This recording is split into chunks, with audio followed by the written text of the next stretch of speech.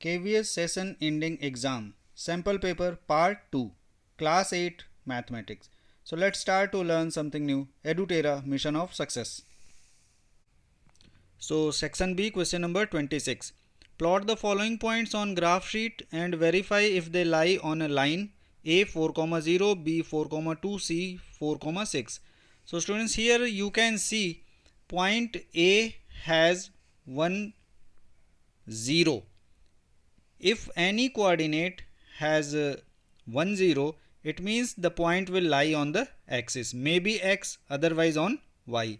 तो आप देख सकते हैं 4,0 के साथ y की वैल्यू 0 है, तो ये हमारा एक्सिस पे लाई करेगा. Question number 27. Find the value of m if -2 to the power m plus 1 into -2 to the power 3 equal to -2 to the power 9.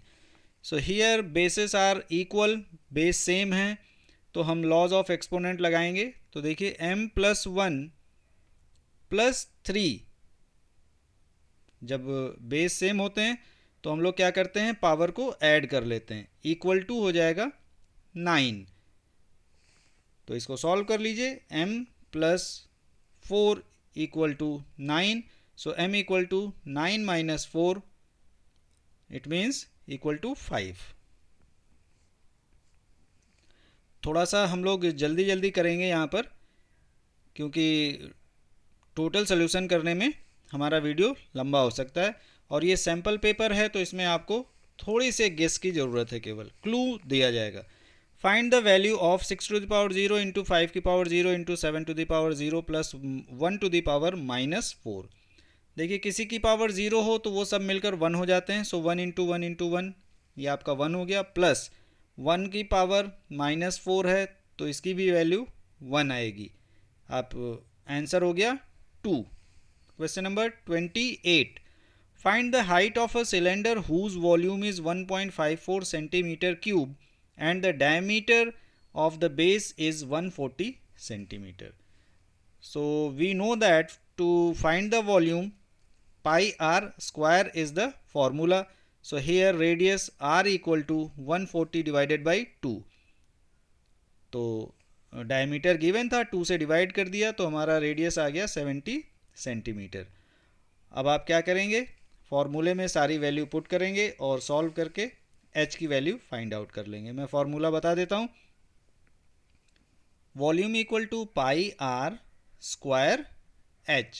पाई की वैल्यू हम ले लेंगे 22/7, r हमें मिल चुका है 70 इंटू 70, v की वैल्यू है 1.54. फटाफट वैल्यू रखिए और सॉल्व करके h की वैल्यू को फाइंड आउट कर लीजिए. तो यहाँ से आप इसको सॉल्व कर लीजिए और h की वैल्यू आपको मिल जाएगी. तो आइए क्वेश्चन नंबर 29 पर चलते हैं. If 31z5 is a multiple of 9 where z is digit, find the maximum and minimum value of z. आपको मैक्सिमम और मिनिमम वैल्यू z की बतानी है.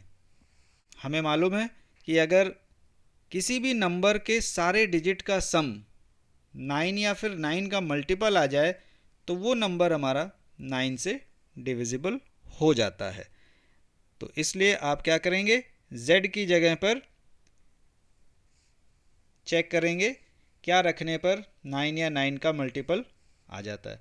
सो 3 + 1 4, 4 + 5 9. इट मीन्स अगर हम z की जगह पर 0 रख देते हैं तो भी हमारा 9 रहेगा, और फिर 9 2 × 18 होता है, तो 0 की जगह आपको 9 ही रखना पड़ेगा.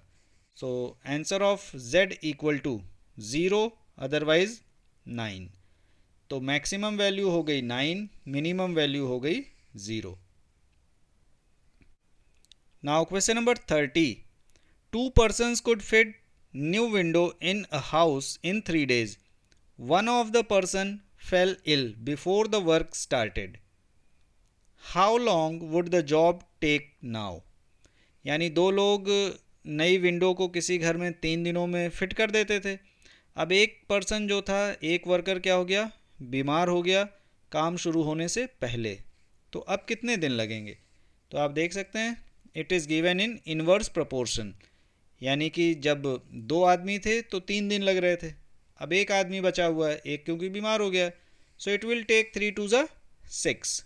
देखिए मैं आपको बता देता हूँ, यहाँ पर इन्वर्स प्रोपोर्शन हो रहा है, तो जब इन्वर्स प्रोपोर्शन हो रहा है तो 3 इंटू 2 इक्वल टू 6 डेज लगेंगे। तो देखिए question number 31, factorise b to the power 4 minus 64। यहाँ पे a square minus b square लगाइए, सो b स्क्वायर का होल स्क्वायर बन जाएगा minus 8 square. It is a square minus b square equal to a plus b a minus b. So b square plus 8 and b square minus 8, it is our answer for 31। यानी एक बार plus और एक बार minus करके आप लिख दीजिए, आपका answer आ जाएगा। आइए चलते हैं क्वेश्चन नंबर 32। सेक्शन सी पर पहुंच चुके हैं हम लोग, बहुत आसान है। ए बी इंटू 5, आंसर आ रहा है सी ए बी। तो बहुत सिंपल है, आप चेक कर पाएंगे, चेक कर लीजिए। बी की जगह 5, ए की जगह 2 और सी की जगह 1 रखेंगे। Question number 33, the floor of a building contains of 3000 tiles each shaped like rhombus having diagonals 45 cm and 30 cm. Find the total cost of polishing the floor if the cost of polishing is ₹4 per square meter. तो simple है, आप क्या करेंगे, area of one tile का find out कर लेंगे। ठीक है, तो ये हमारे रोम्बस हैं और एरिया ऑफ रोम्बस होता है 1/2 d1 into d2। It means 1/2 45 into जो भी गिवन है 45 इंटू 30। अब आप इसको सॉल्व कर लीजिए, ये मिल जाएगा आपको। देखिए 2 से कैंसिल किया 15, तो मल्टीप्लाई कैलकुलेशन अपने आप करिए। हिंट आपको दे दिया गया, एरिया ऑफ वन टाइल। अब आपको क्या करना है इसके बाद, टोटल एरिया। तो टाइल्स हमारी कितनी है, 3000 है। सो टोटल एरिया क्या हो जाएगा, 3000 इंटू जो आपने एरिया फाइंड आउट किया। Now cost of polishing, so total area into 4। जब आप टोटल एरिया इंटू 4 करेंगे तो कॉस्ट ऑफ पॉलिशिंग आ जाएगा, क्योंकि 1 मीटर स्क्वायर का 4 रुपीज़ लग रहा है। So cost of polishing equal to total area multiply by 4। तो स्टूडेंट्स यहाँ पर आपको ध्यान रखने वाली बात है कि हमें जो डायगोनल्स गिवन है वो सेंटीमीटर में गिवन है, तो आप इनको मीटर में ज़रूर कन्वर्ट कर लेंगे। आइए चलते हैं क्वेश्चन नंबर 34 पर। In a model of a ship the mast is 9 centimetre high while the mast of actual ship is 12 metre high. If the length of the ship is 28 metre, how long is the model of the ship. तो देखिए 34, ये question भी हमारी text book NCERT की जो class में पढ़ाई जाती है वहाँ से लिया गया है। डायरेक्ट एंड इन्वर्स प्रोपोर्शन का लेसन है। तो आइए सॉल्व करते हैं। देखिए ये हमारा डायरेक्ट प्रोपोर्शन का क्वेश्चन है। डायरेक्ट प्रोपोर्शन मतलब एक इंक्रीज़ हो रहा है तो दूसरा भी इंक्रीज़ होगा, एक डिक्रीज़ होगा तो दूसरा डिक्रीज़ होगा। देखिए 9/12 equal to blank upon 28। Solve कर लेंगे इसको, 4 3 जा 12 एंड 4 7 जा 28। सो 3 1 जा 3, 3 3 जा 9। इट मीन्स 7 3 जा 21। 21 आ जाएगा इसका आंसर। ठीक है, तो अब आपको क्या करना है, इसका जो सेकेंड पार्ट है, if the weight of 12 sheet of thick paper is 40 grams, how many sheets of the same paper will way 2.5 kilogram. तो इसको अपने आप खुद से कर लीजिए। अब हम लोग करते हैं सिंप्लीफाई क्वेश्चन नंबर 35। तो कोई ऐसी परेशानी की बात यहाँ भी नहीं है। हम इसे क्या करेंगे, सबसे पहले 3 टू द पावर -5 इंटू 10 को लिख सकते हैं 2 into 5, 2 to the power -5 into 5 to the power -5 into 125 को आप क्या लिखेंगे, 5 to the power 3 divided by 5 to the power -7 जो गिवन है हम वही लिख रहे हैं, इंटू 6 को भी आप ब्रेक कर लीजिए 2 एंड 3 में। So 2 to the power -5 into 3 to the power -5।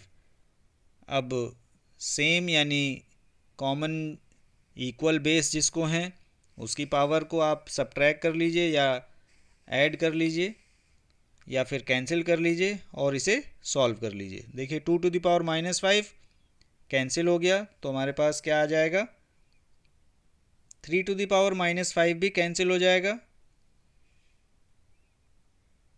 अब आपके पास ऊपर बचेगा 5⁻2 + 7, तो ये हो जाएगा 5⁵ और जब आप इसको ओपन करेंगे सॉल्व करेंगे 5×5 = 25, 25×5 = 125, देन 625, देन 3125। तो ये हमने कर लिया क्वेश्चन नंबर 35। तो इस वीडियो में यहीं तक, मिलते हैं इसके अगले पार्ट सेक्शन डी के लिए। तब तक के लिए बाय बाय।